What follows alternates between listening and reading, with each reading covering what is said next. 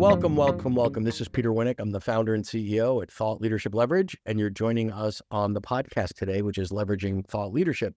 Today, I'm really excited. I get to speak to Kim Scott. She's the author of Radical Candor and Radical Respect. She and Jason Rossov co-founded a company to help leaders build more radically candid organization. Kim was a CEO coach at companies like Dropbox, Qualtrics, Twitter, and other tech companies. She was a member of the faculty at Apple University, and before that led AdSense, YouTube, and DoubleClick teams at Google. And obviously, she's also managed, and I love this one, a pediatric clinic in Kosovo, started a diamond cutting factory in Moscow. And in addition to her work on the radical side, she's the author of 3 novels, Virtual Love, The Measurement Problem, and The House Husband, which we will not necessarily get into today. So, and I'm I feel like back in the days of Larry King, longtime listener, first time caller. So I'm a big fan for a long time. So it's a pleasure to have you on, Kim.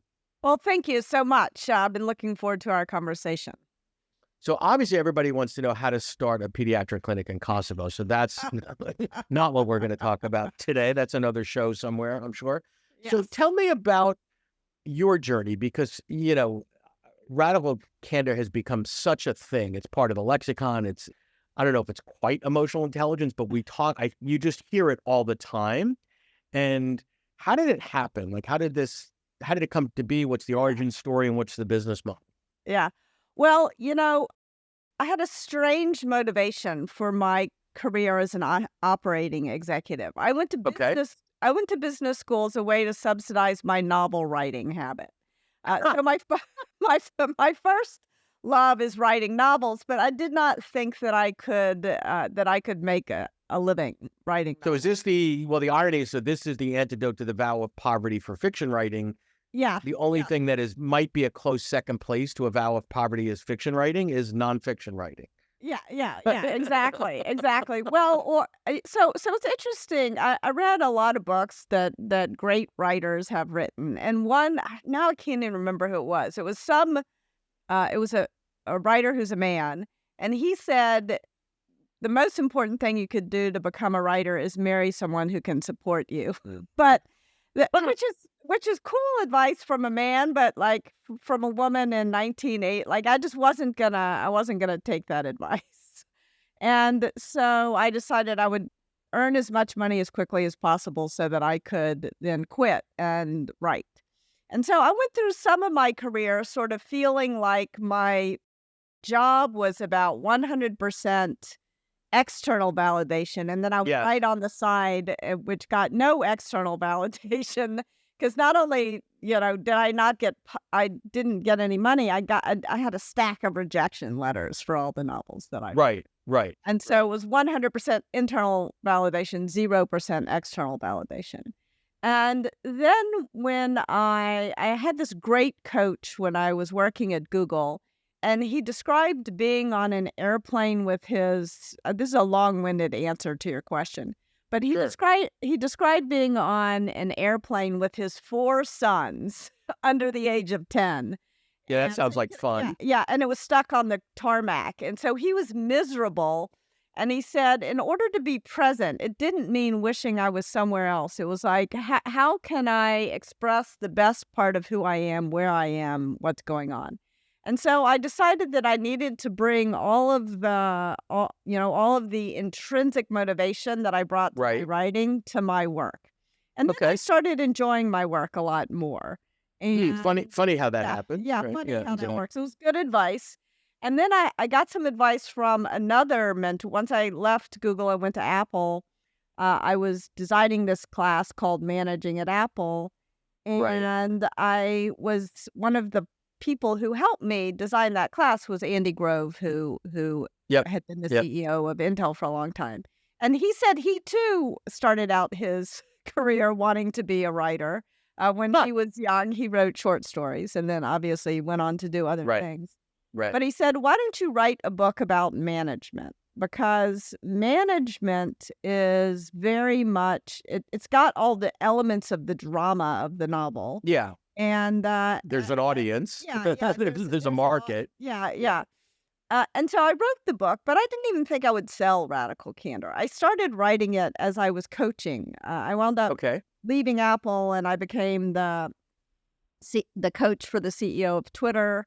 Yep. And then once that happened, a lot of people wanted me to be their coach. And so I wound up writing Radical Candor really in the context of helping them, but also a lot of people were asking me to be their coach, and I'm a human being. I don't scale. And so I was writing the book to share what I knew with other people. And then a friend of mine convinced me to try to get it published, and the rest is history. Yeah, so there you go.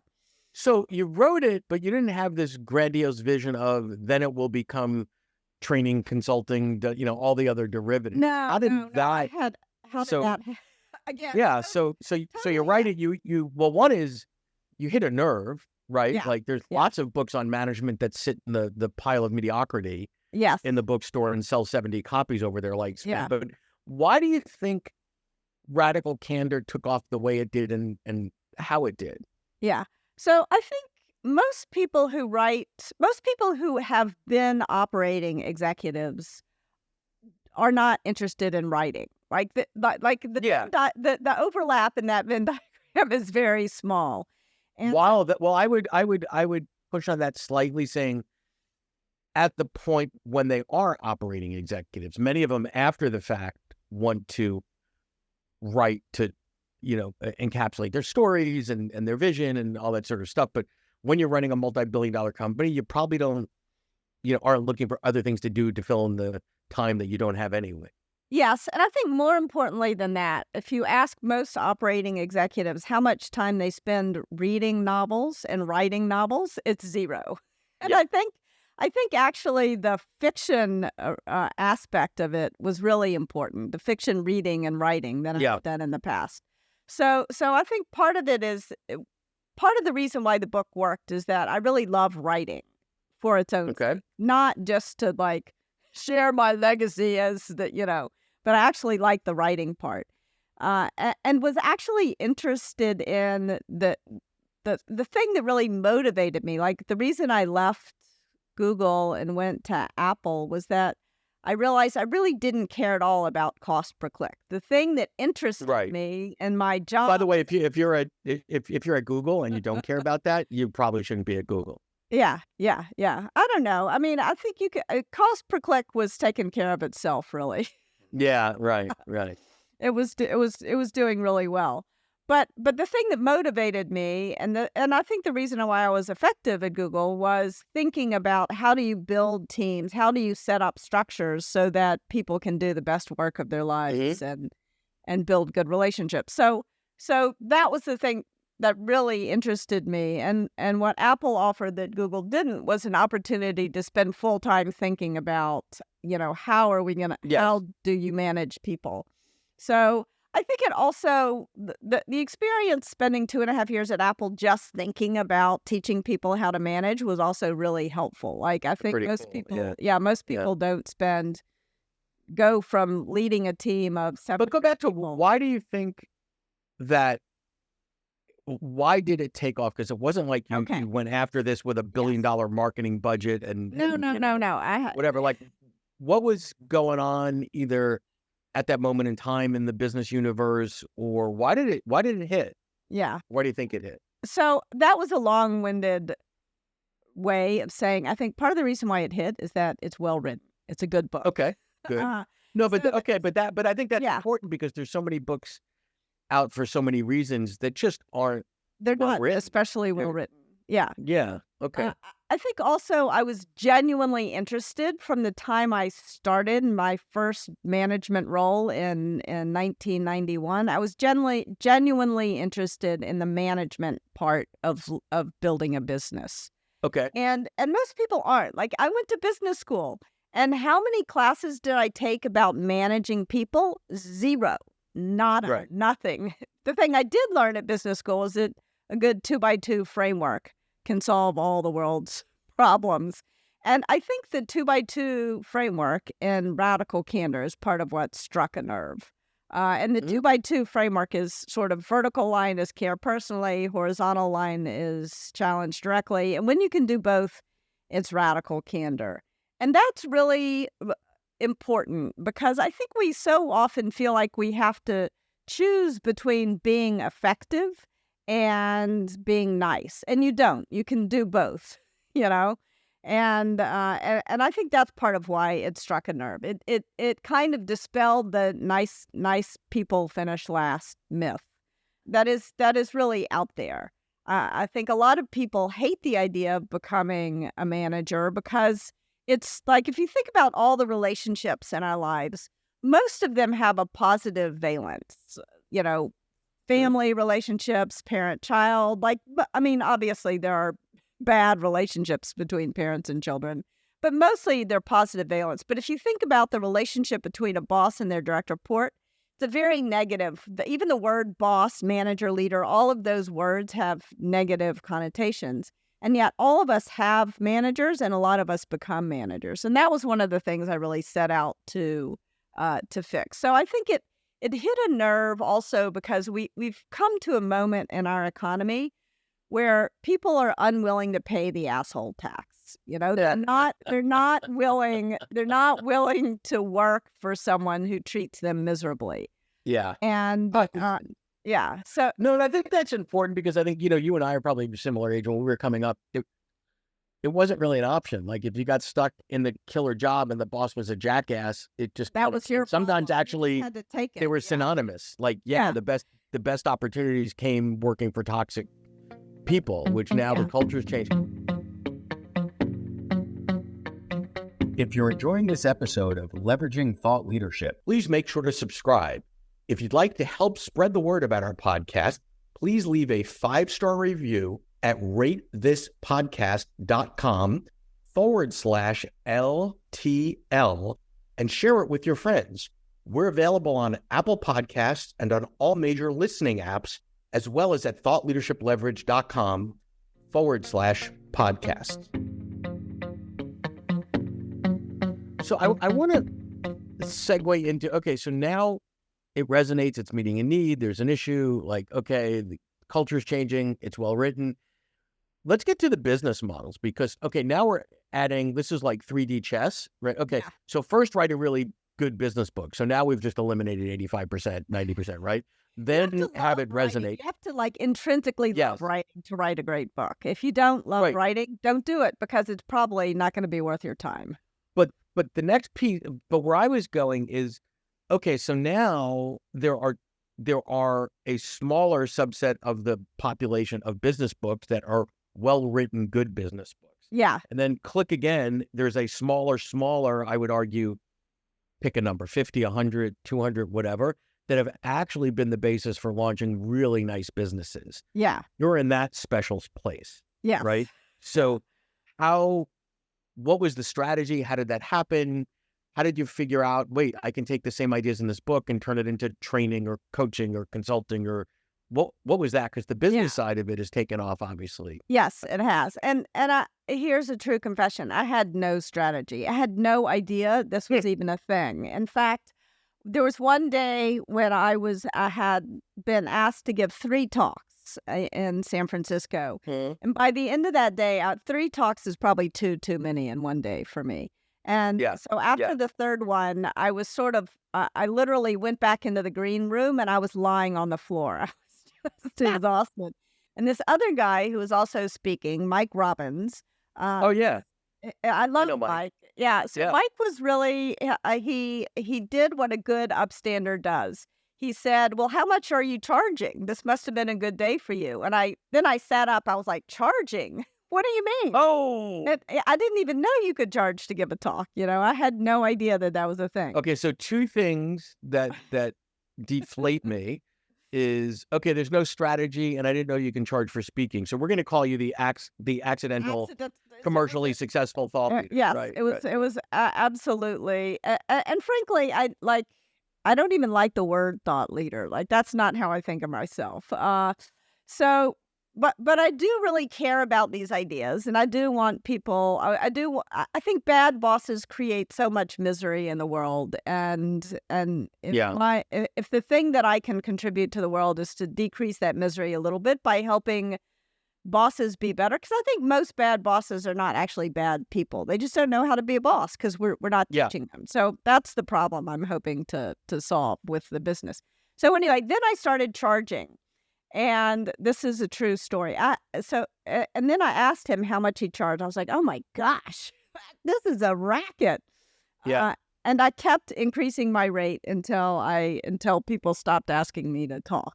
But then even then I was overwhelmed. I was asked to do more talks than I could possibly do. But this goes back to the coaching issue of it doesn't scale, right? So no, it doesn't. listen, if you're going to be exhausted lying at the end, on the floor of a green room for doing 3 talks, it's better to make 50 or 100 grand that day doing it than making nothing. Yes, exactly.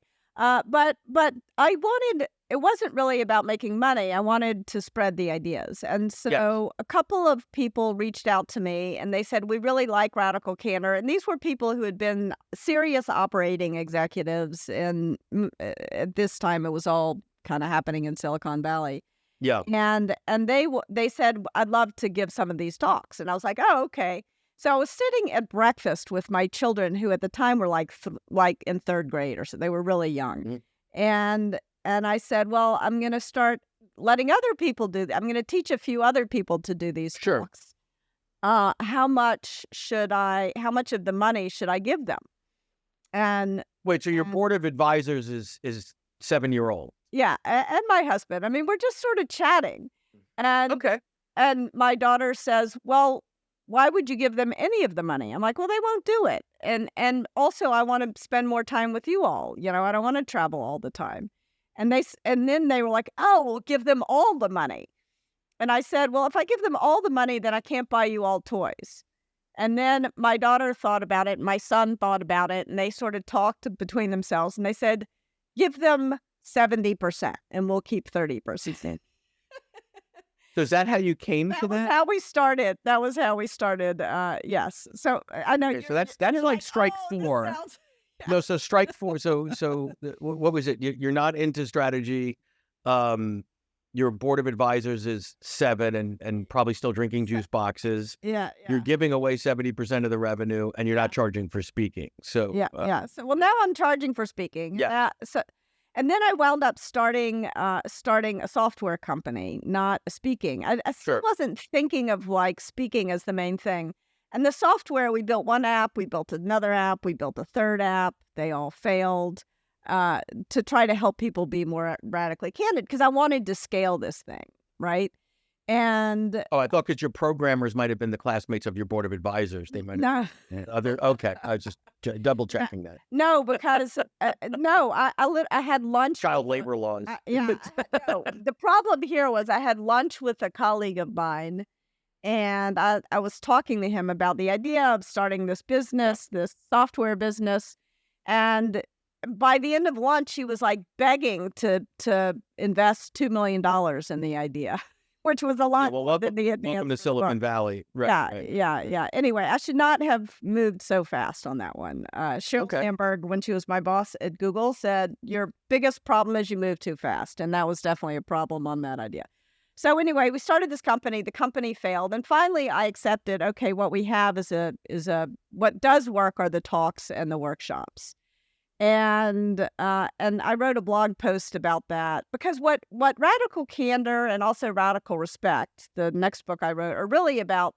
They're really about putting your phone away, putting your devices away, shutting down all your apps, and having real human conversations with people. And so the talks and the workshops are really important for that. And I wrote a blog post about that, and Jason Rosoff read it and reached out to me, and he said, let's start a company that's doing what you should have been doing all along. So that's how it came to happen. Accidentally. Following. This is great. So I love getting under the hood with you and understanding the story and how it came to be. And this has been great. Really not what I would have guessed any of the answers to any of the questions were. So that's kind of cool, because they're there are certain things that are manufactured content, I call it, like, it's designed to, like, we're in a work from home environment. Let me be the work from home specialist, whatever. No, that's not what this is. Yeah, this was, but I think that, you can't underestimate the good writing. And I think also that you were really good at listening to how it landed, right? And where it could go next and what folks could do with it. And I like the idea of realizing you can get paid to do. A lot of thought leaders don't realize that there's lots of things that they do before they do this professionally, that someone will pay them a ridiculous amount of money. You're like, wait, keynote speaking, you paid that much to do that for 45 minutes? Like what? Like what? But I had to have had a lifetime of writing and a lifetime of being the operating executive before, Well, and something to write, right. And something to draw from. Right. Yeah, That's exactly right. Yeah. Well, this has been great. I appreciate your time. It's been a pleasure to talk to you. And thank you for all the work you've put out into the world. That's cool. And thanks for spending some time with me today. Appreciate it. Thank you. Really enjoyed the conversation. To learn more about Thought Leadership Leverage, please visit our website at thoughtleadershipleverage.com. To reach me directly, feel free to email me at peter@thoughtleadershipleverage.com. And please subscribe to Leveraging Thought Leadership on iTunes or your favorite podcast app to get your weekly episode automatically.